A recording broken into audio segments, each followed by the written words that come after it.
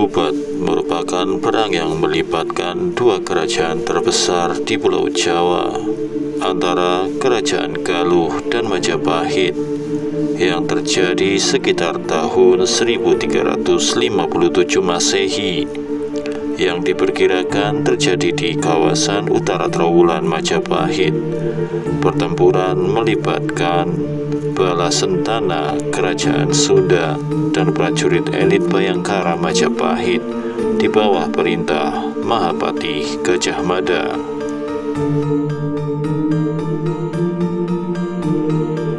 Peristiwa Perang Bubat terserat dalam serat Pararaton, Carita Pahrayangan, dan menjadi topik utama di dalam Kidung Sunda.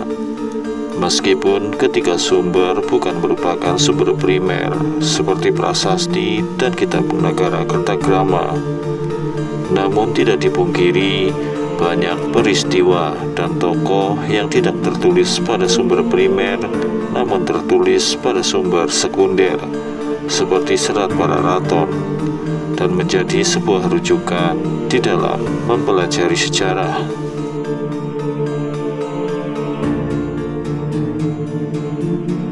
Diawali dengan rencana Raja Hayam Wuruk yang merupakan Raja Majapahit yang berkeinginan meminang putri dari Prabu Linggabuana dari Kerajaan Galuh yang bernama Dyah Pitaloka Citra Resmi. Selain karena telah jatuh hati, tentunya pernikahan ini dapat memperkuat dan menyatukan kekuatan kedua kerajaan. Namun hal ini mendapat pertentangan dari Mahapati Gajah Mada yang menginginkan Kerajaan Galuh menjadi salah satu kerajaan yang harus ditundukkan demi mewujudkan sumpah palapanya. Tetapi Hayam Wuruk tetap pada pendirian dan mengirimkan utusan untuk melamar sang putri.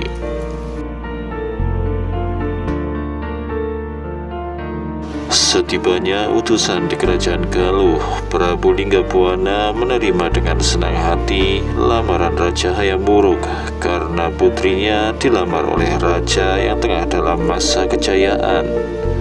Setelah terjadi perbincangan, diputuskan pesta pernikahan dilaksanakan di Majapahit.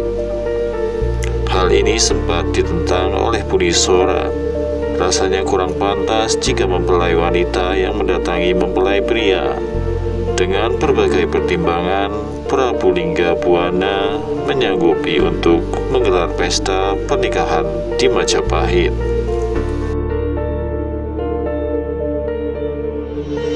Berangkatlah rombongan Prabu Linggabuana dan Putri Dyah Pitaloka bersama beberapa keluarga kerajaan dan pejabat Kerajaan Galuh dengan menaiki kapal melalui Laut Utara.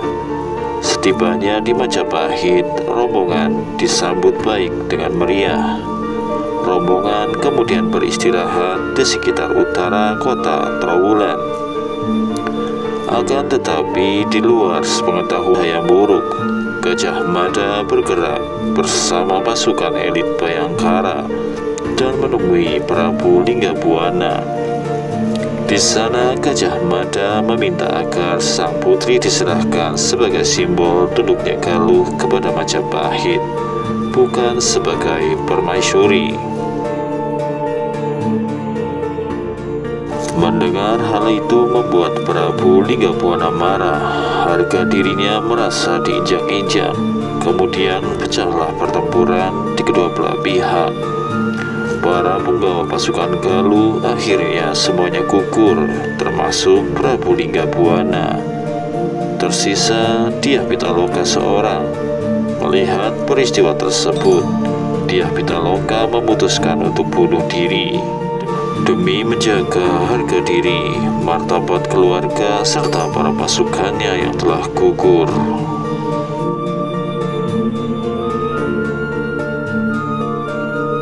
Sebagai akibat peristiwa ini membuat hubungan kedua kerajaan merenggang.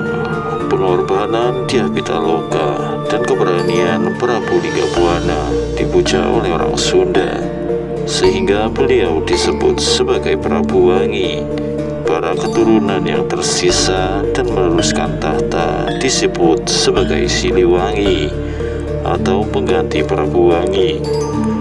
Sementara hubungan Gajah Mada dan Hayam Wuruk juga menjadi renggang, yang mengakibatkan dengan berakhirnya jabatan sebagai patih karena perbuatannya dianggap mencoreng kebesaran raja dan kerajaan Majapahit.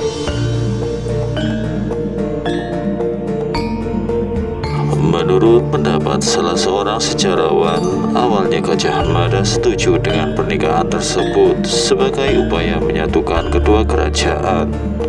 Namun pertentangan datang dari ayah Hayam Wuruk, yaitu Kertawardhana, yang telah menjodohkan Hayam Wuruk dengan Idu Dewi dari Daha Kediri yang masih kerabat, sehingga ia memerintahkan Gajah Mada untuk menggagalkan perjodohan tersebut.